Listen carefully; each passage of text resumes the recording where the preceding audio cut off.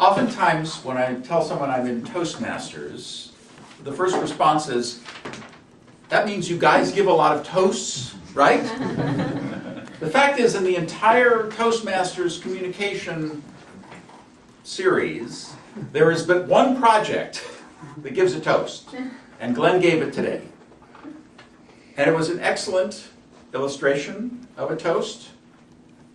He gave a very strong opening. The purpose of a toast is to honor someone, either present or not. The purpose of this project is to recognize the characteristics of a toast and to present the toast in a shorter than normal speech. Of course, an actual toast can sometimes go on for much longer. It's to be original, and the audience is to be the guests in a particular context, and the context should be made clear. One thing I particularly appreciated about this toast was how personal it was. And so you were very effective in your praise, and it was, I judged, an emotional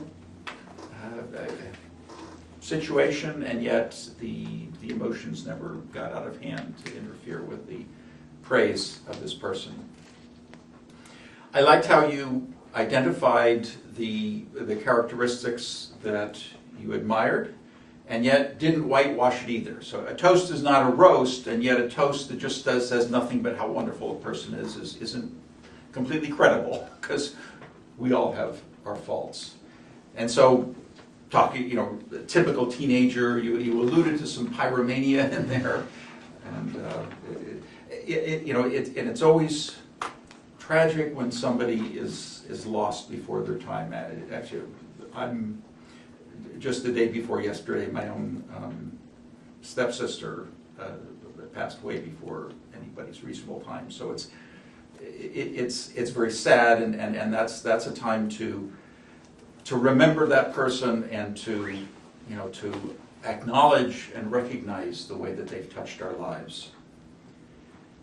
And so my suggestions for this would be, I wanted to hear some more of that. And I think it began with the purpose of the context, because one of the criteria was the toast appropriate for the occasion? And it wasn't clear what the occasion was.